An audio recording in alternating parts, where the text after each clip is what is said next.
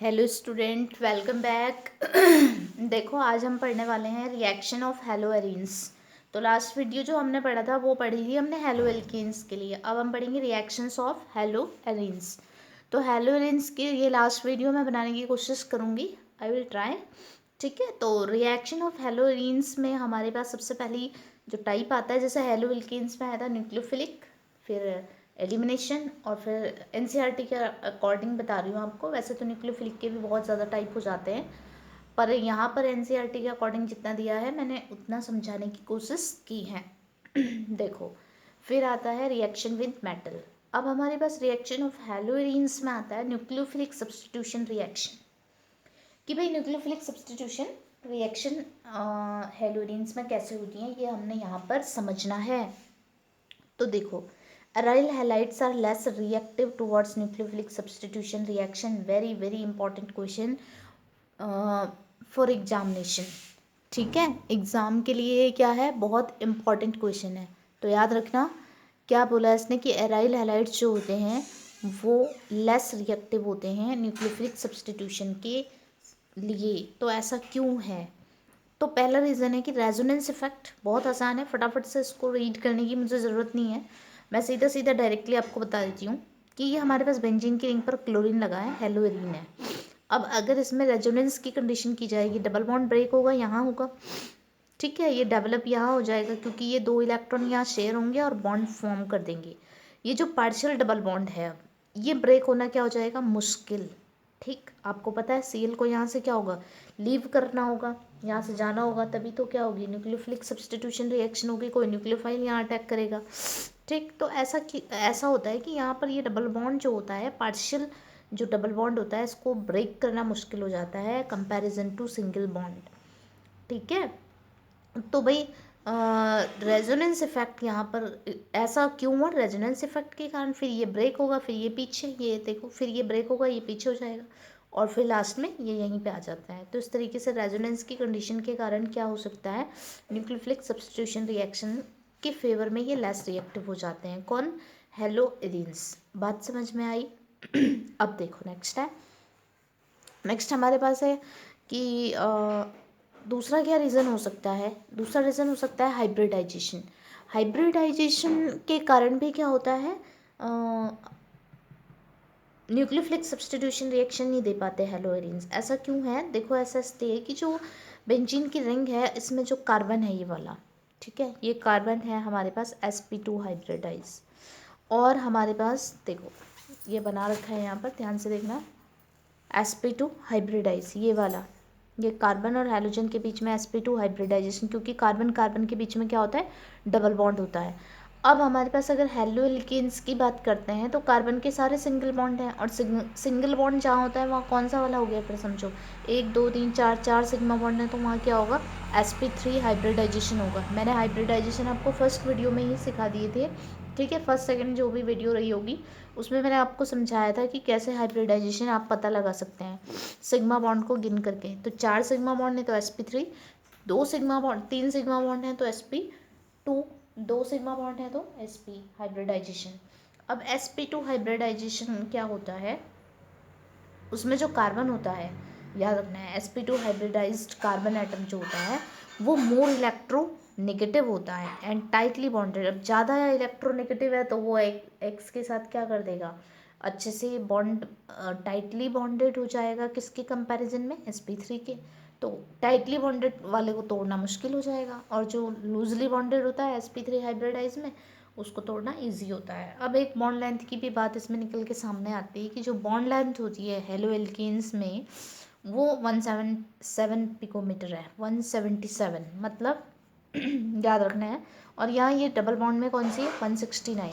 तो इसका मतलब ये है कि हेलोएरीन में तो हो गई 169, हेलो एल्केन्स में होगी 177। अब आप बताओ क्या होगा, भी शॉर्ट बॉन्ड क्या होगा, डिफ़िकल्ट होगा ना ब्रेक करना। आपको पता है डबल बॉन्ड को तोड़ना मुश्किल होता है सिंगल बॉन्ड के कंपैरिजन में, तो ये भी एक रीज़न है। समझ में बात आ रही होगी आपके।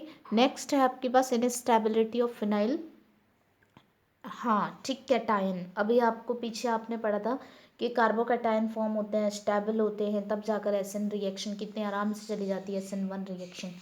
तो यहाँ इनस्टेबिलिटी होती है, फिनाइल कैटायन बनता है तो वो सेल्फ कैटायन होता है, वहाँ पर अपने आप ही वो ब्रेक हो जाता है, एक पॉजिटिव आयन और एक नेगेटिव आयन, तो वो स्टेबल ही नहीं होता। अब स्टेबल क्यों नहीं होता? रेजोनेंस के कारण नहीं होता। सो SN1 mechanism will not possible. तो SN1 का तो सवाल ही नहीं होता है, SN1 मैकेनिज्म यहाँ पर नहीं हो पाती है। समझ में आ गया? क्यों? क्योंकि फिनाइल कैटायन स्टेबल नहीं होता है।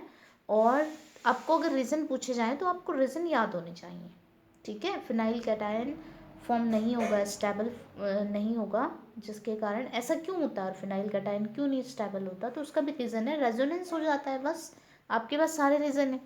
अब देखो आगे कुछ दिखा रखा है इसमें कि कैसे सब्सटीट्यूशन दिखा रखा है न्यूक्लियोफाइल के थ्रू थोड़ा बहुत, तो वो देख लेते हैं। Substitution by hydroxyl group. Hydroxyl group देखो यहाँ पर NaOH ले लिया, 623 केल्विन टेम्परेचर ले लिया और प्रेशर भी 300 एटमॉस्फेयर ले लिया। इसको किसी सॉल्वेंट में डाल दिया जो प्रोटोन दे सके, H+ यानी वाटर या फिर एसिड जो भी।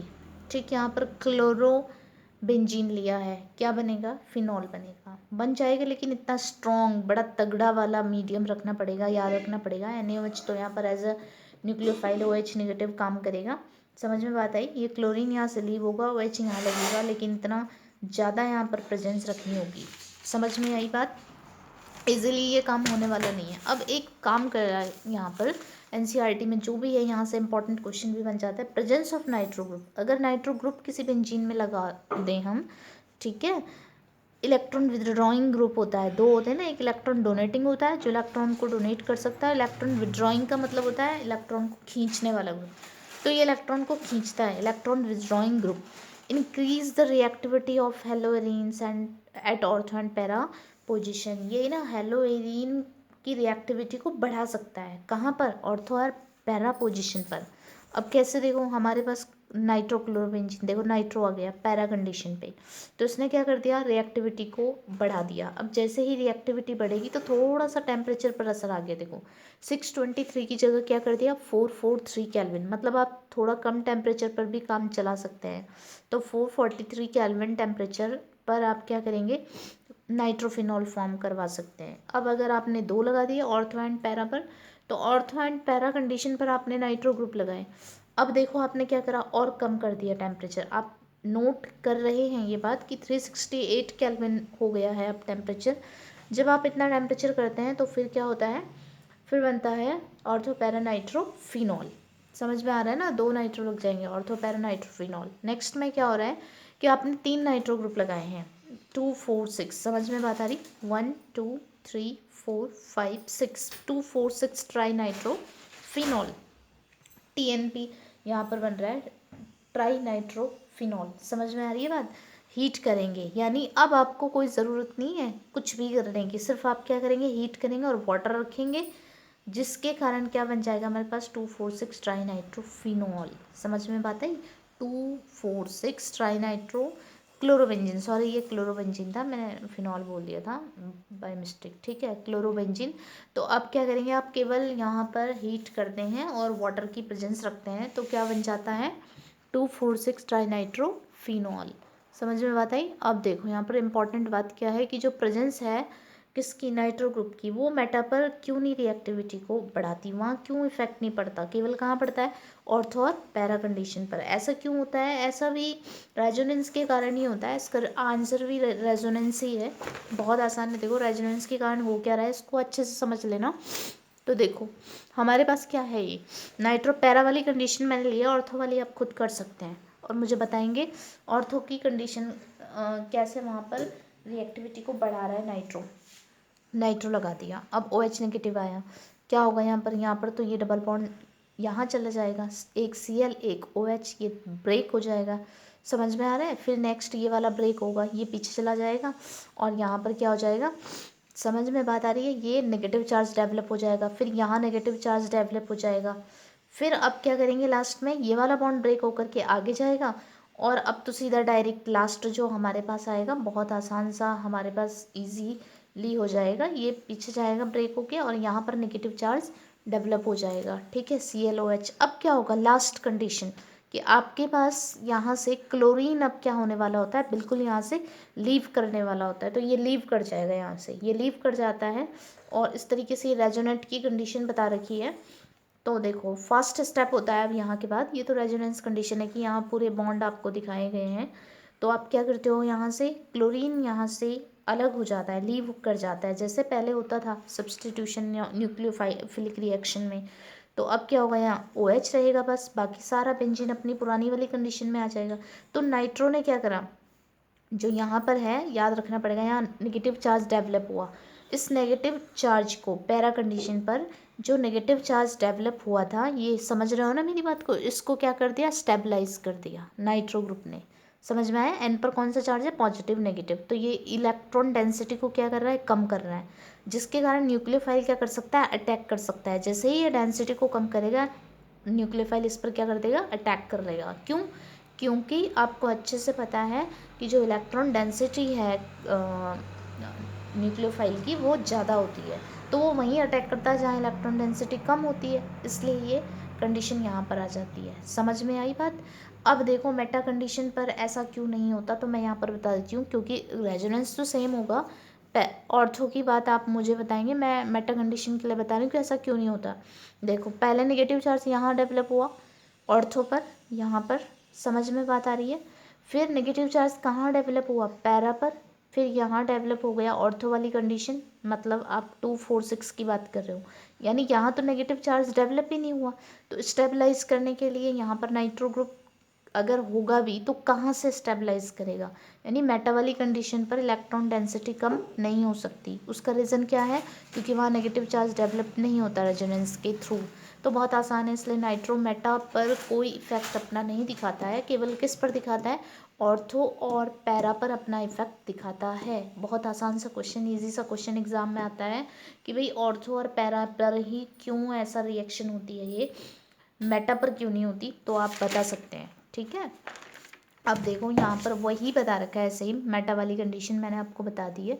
तो इस तरीके से यहाँ पर इस तरीके से ध्यान देना पड़ेगा, ऐसे करके फॉर्म अगर करें तो इस तरीके से होता है, लेकिन ये होना इम्पॉसिबल हो जाता है। अब नेक्स्ट जो टाइप है वो है इलेक्ट्रोफिलिक सब्सटीट्यूशन रिएक्शन।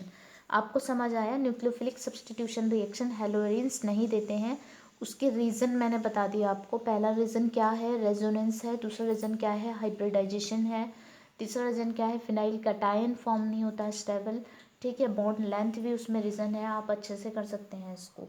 आप एक बार रिवाइज करेंगे आपको अच्छे से समझ आएगा। अब इलेक्ट्रोफिलिक सब्सटीट्यूशन रिएक्शन दे सकते हैं हेलो एरिन्स। ठीक है, आपने हेलो एल्केन्स में नहीं पढ़ा था जो, वो अब आप हेलो एरिन्स में पढ़ेंगे। इलेक्ट्रोफिलिक सब्सटीट्यूशन रिएक्शन क्या होते हैं, इलेक्ट्रोफिलिक सब्सटीट्यूशन रिएक्शन वो रिएक्शन होती है जिसमें क्या होता है, बिल्कुल सही बात है, इलेक्ट्रोफाइल की तरफ क्या हो जाए, ये अट्रैक्ट हो जाए। तो बिल्कुल सही बात है, क्योंकि इस पे तो इलेक्ट्रॉन डेंसिटी ज़्यादा रहती है हेलोरीन्स पे, तो इलेक्ट्रोफाइल की तरफ क्या हो जाते हैं, अट्रैक्ट हो जाते हैं। तो हेलोजनेशन पहली रिएक्शन इसमें आती है, हेलोजनेशन बहुत आसान सी रिएक्शन है। क्लोरोबेंजीन हमने लिया है, इसका हेलोजनेशन करवाएंगे क्लोरीन की प्रेजेंस में।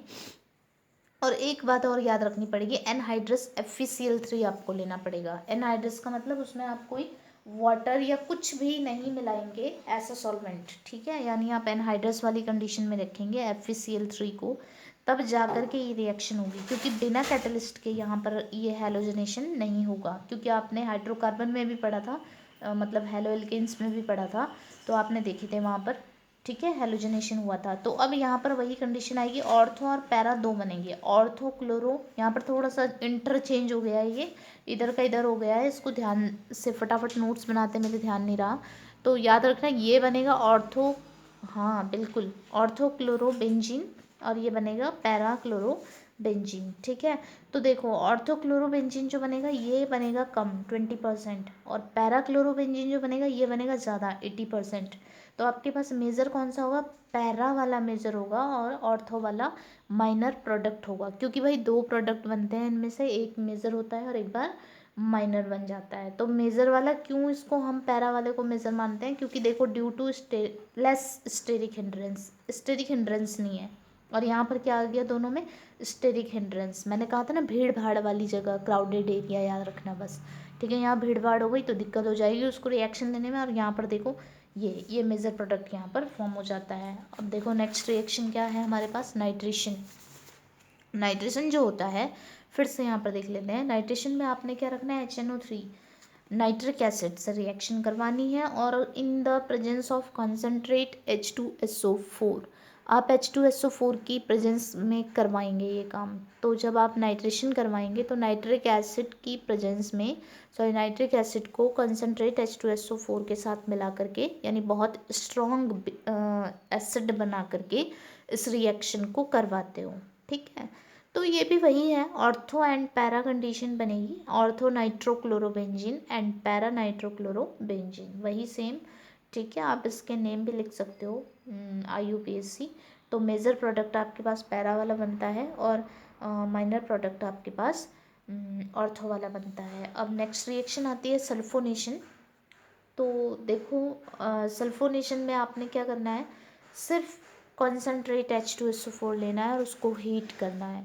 तो जब क्लोरोबेंजीन कॉन्सेंट्रेट H2SO4 से रिएक्शन करता है तो वही कंडीशन याद रखना, यहाँ पर जब कंसनट्रेट H2SO4 रिएक्ट करता है तो HOSO3H, यानी आप इसको इस तरीके से ब्रेक कर देंगे तो ये SO3H वाला हिस्सा जो होगा, ठीक है, ये एज अ यहाँ पर इलेक्ट्रोफाइल की तरह काम करने लग जाएगा। तो इस तरीके से याद रखना है आपने, इलेक्ट्रोफाइल वाली कंडीशन चल रही है इसमें, ऐसे HONO2, तो ये वाला N पॉजिटिव हो जाएगा तो ये अटैक करेगा इलेक्ट्रॉन डेंसिटी जहाँ बड़ी होगी। ठीक है, और ऐसे ही ये वाला नेगेटिव और ये वाला पॉजिटिव वाला हिस्सा हो जाएगा आपके पास। तो ये यहाँ ऑर्थो एंड पैरा कंडीशन पर अटैक करेगा। तो ऑर्थो सल्फोनिक एसिड होते हैं SO3H, तो 2-क्लोरोसल्फोनिक एसिड या ऑर्थो बोल सकते हैं आप, या 4-क्लोरोसल्फोनिक एसिड। और आप बताएंगे मुझे इसमें कि कौन सा वाला मेजर प्रोडक्ट बना, 4 वाला यानी पैरा वाला, सिंपल सी बात है। ठीक है, तो आपको याद रखना है इतनी, यहाँ पर 80% आएगा, यहाँ पर 20% आएगा, गलती से हो गया। पैरा वाले क्या होते हैं, इसमें मेजर प्रोडक्ट होते हैं, याद रखना पड़ेगा। कई बार NCERT में भी गलत दिया रहता है, मैंने शायद उसमें देख के लिख दिया होगा। अब नेक्स्ट है Friedel craft reaction. Friedel craft reaction क्या होती है, बहुत इंपॉर्टेंट, बहुत फेमस नेमिंग रिएक्शन है फ्रीडल क्राफ्ट रिएक्शन। और आज आपको फ्रीडल क्राफ्ट पर बहुत ध्यान देना पड़ेगा, ये हमारा इंपॉर्टेंट टॉपिक है। ठीक, तो एप्सी रिएक्शन क्या होती है, आपने क्या करना है, ये 2 टाइप की होती है आपके पास, आता ही ऐसा है, एल्काइलेशन कर सकते हैं आप, दूसरा आप क्या कर सकते हो, एसाइलेशन कर सकते हो, एसिटाइलेशन भी बोलते हैं इसको, एसाइलेशन। समझ रहे हैं, आगे मैं इसको और अच्छे से आपको समझाऊंगी। तो फिलहाल अल्काइलेशन में क्या होता है, जो फ्रीडल क्राफ्ट रिएक्शन है उसमें आपने करना है सबसे पहले एनहाइड्रस AlCl3 एल्यूमिनियम क्लोराइड यानी लुईस एसिड। समझ रहे हैं आप मेरी बात को, यहाँ से क्वेश्चन बहुत पुटअप होते हैं बहुत।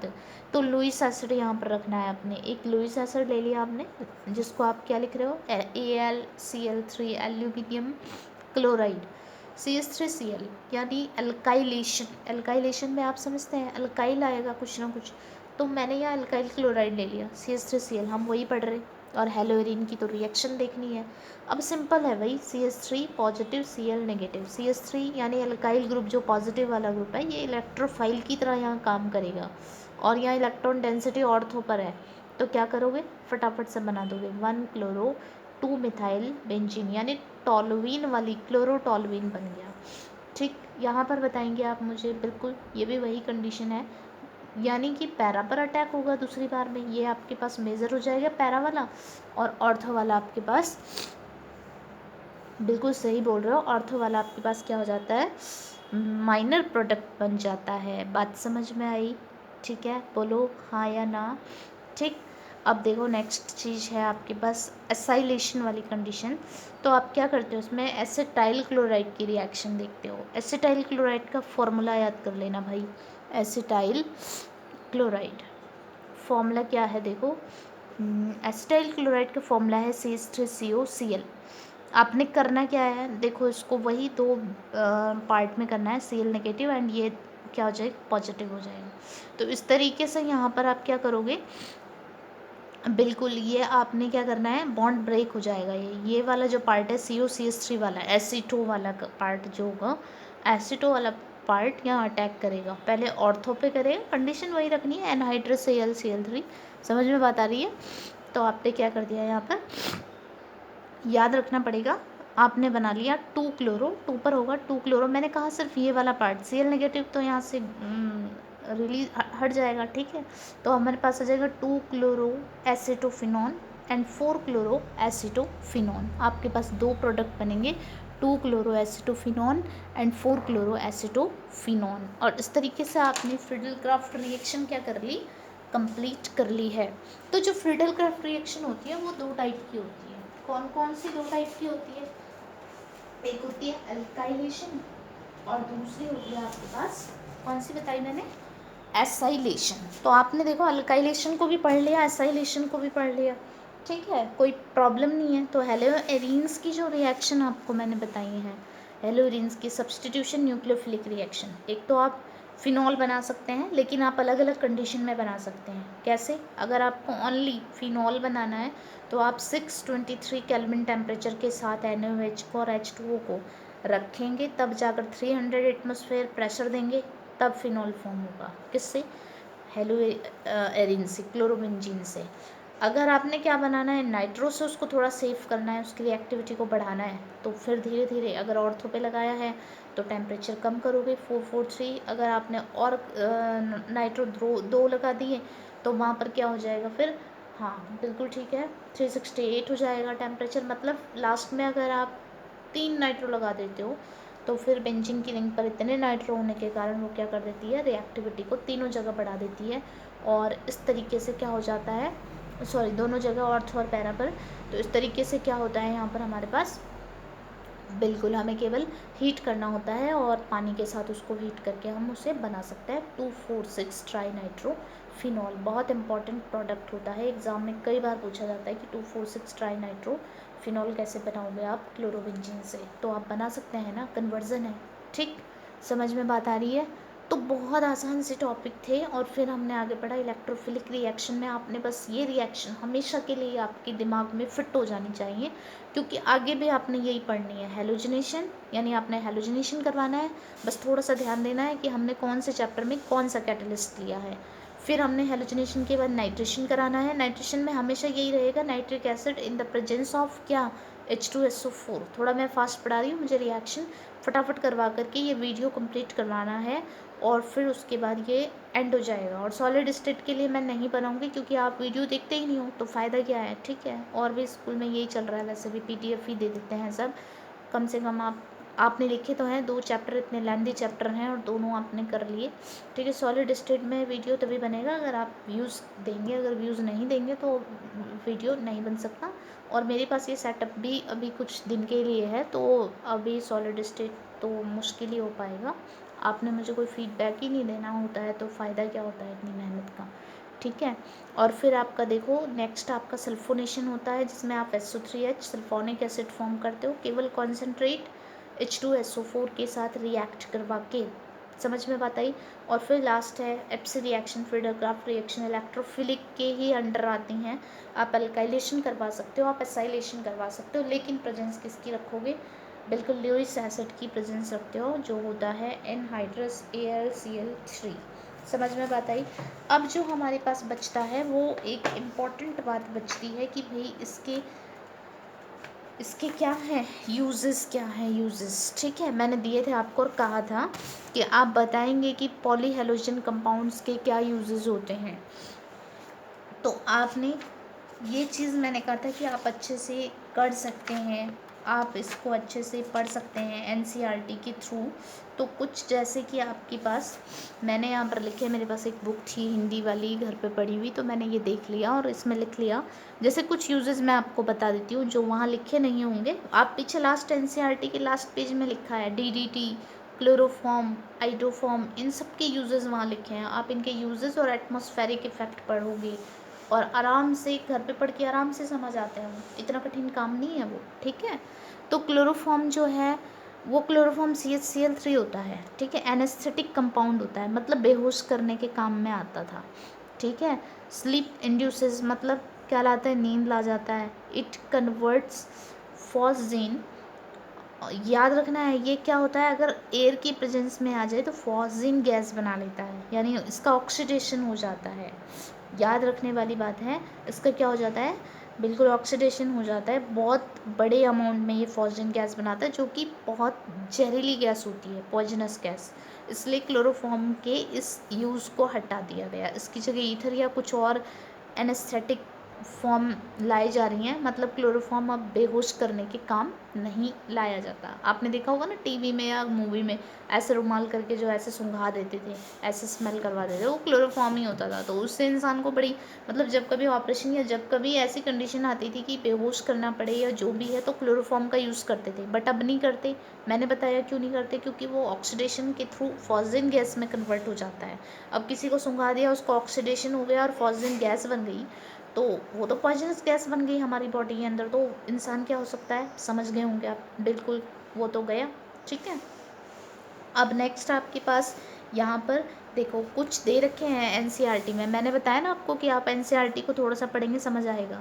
आपके पास एक क्लोरेम्फेनिकोल, जो कि क्या है, एक, याद रखना पड़ेगा आपको, एंटीबायोटिक होती है। अब एंटीबायोटिक क्या करती है, देखो, सॉयल माइक्रो ऑर्गेनिज्म प्रोड्यूस करती है। ये वर्क क्या है, क्योर ऑफ टाइफाइड फीवर। याद रखना है, टाइफाइड फीवर को सही करने के काम आती है। टाइफाइड की दवाई होती है क्लोरेम्फेनिकोल। और आजकल आपको अच्छे से पता होगा एक चीज़ और, देखो, क्लोरोक्वीन। ठीक है, कितनी इंपॉर्टेंट बातें हैं अगर आप केमिस्ट्री को ढंग से पढ़ेंगे। क्लोरोक्वीन, तो क्लोरोक्वीन भी एक ऐसी दवाई है जो क्या करती है, cure of malaria fever. Malaria fever को सही करने में आजकल आप देख रहे होंगे वायरस, कौन सा वाला, कोविड-19 वायरस, जिसमें कि ये सारी दवाइयाँ आजकल यूज़ सभी साइंटिस्ट देख रहे हैं यूज़ करके, हाइड्रोक्सी क्लोरोक्वीन। ठीक है, आजकल बहुत चला था, आपको अगर याद हो तो यहीं से क्लोरोक्वीन जो है मलेरिया के फीवर के लिए यूज़ किया जाता था। तो उन्होंने ये भी यूज़ करके देख लिया, लेकिन हो नहीं पा रहा है उससे कुछ भी। ठीक है, तो यहाँ पर ध्यान देना पड़ेगा आपको। इस तरीके से ये दवाइयाँ कुछ हेलो एल्किन और हेलो एरीन से ही बनाई गई। ठीक है, तो अगर आप ढंग से पढ़ेंगे, बहुत इंटरेस्टिंग चैप्टर है, मज़ा भी आता है पढ़ने में। ठीक है, ह्यूमन बॉडी प्रोड्यूस थायरॉक्सिन। अब ध्यान देना है, अब थोड़ा सा ध्यान दो एक चीज़ पर कि हेलोइथेन जो होते हैं, थोड़ा सा ये चीज़ तो आपको समझ आ गई होगी। नेक्स्ट जो मैं थोड़ा हल्का हल्का पढ़ा रही हूँ आपको, आप इसको अच्छे से रीड कर लेना। तो जो हेलोथेन होते हैं, हेलोथेन जैसे कि कोई भी हेलोथेन, मैं बताऊँ आपको, हेलोथेन ये लिखा है, देखो, हेलोथेन में जैसे फ्लोरोथेन हो गया। ठीक है, ये क्या होते हैं, सर्जरी में जब एनेस्थेटिक की फॉर्म में काम में आते हैं। एनेस्थेटिक की फॉर्म में, याद रखना, सर्जरी के टाइम पर अगर सर्जरी करनी हो तो उस समय बेहोश करने के काम आते हैं। कौन, हेलोथेन। हेलोथेन का मतलब, पहला एग्जांपल मैंने क्या बताया आपको, फ्लोरोथेन।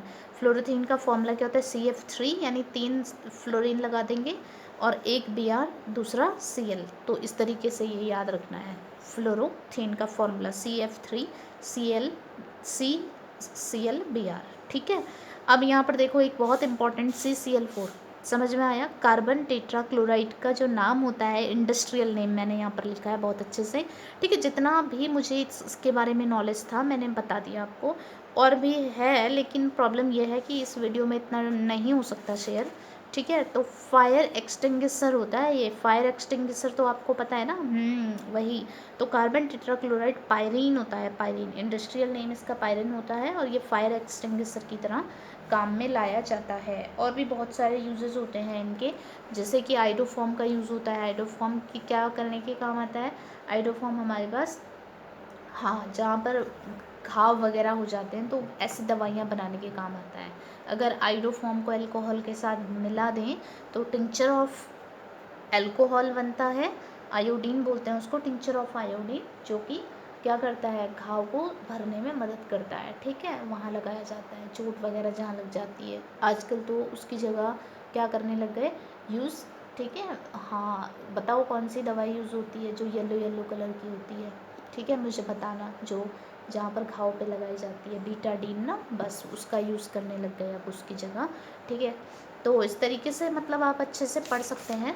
DDT का यूज़ मैं आपको ऐसे ही बता देती हूँ। DDT का यूज़ होगा तो DDT का यूज़ क्या होता है, इंसेक्टिसाइड की फॉर्म में। पहले लोग क्या करते थे, DDT को यूज़ करते थे किसमें, अपनी, ठीक, हाँ, बिल्कुल सही बोल रहे हो, जो फसल होती थी उसको उसको इंसेक्टिसाइड करते थे, मतलब उसमें जो कीड़े वगैरह लग जाते थे उसको ख़त्म करने के लिए। लेकिन अब इसको बैन कर दिया गया। ठीक है, क्योंकि इससे क्या हो गई, फर्टिलाइज जो थी हमारी जो सॉइल वो ख़त्म हो गई, फर्टिलाइज़र जो यूज़ की है उससे भी ख़त्म हुआ, ठीक है। फर्टिलिटी जो होती है वो ख़त्म हो जाती है इनसे, और इस तरीके से इसको बैन कर दिया गया, ठीक है, डीडीटी को।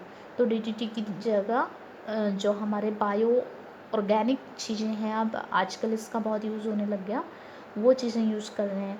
तो इस तरीके से ये सब चीज़ें जो केमिकल्स हैं इनको तो बैन करते ही जा रहे हैं। तो डीडीटी का यूज़ होता था, मतलब इस तरीके से आप डीडीटी के यूज़ पढ़ सकते हो, इसके हार्मफुल इफ़ेक्ट पढ़ सकते हो कि क्या एटमॉस्फेरिक इफ़ेक्ट होते हैं हार्मफुल, ठीक है। तो हार्म भी होते हैं ये, इनकी अगर अच्छाइयाँ हैं तो बुराइयाँ भी हैं, ठीक। समझ में आया आपको?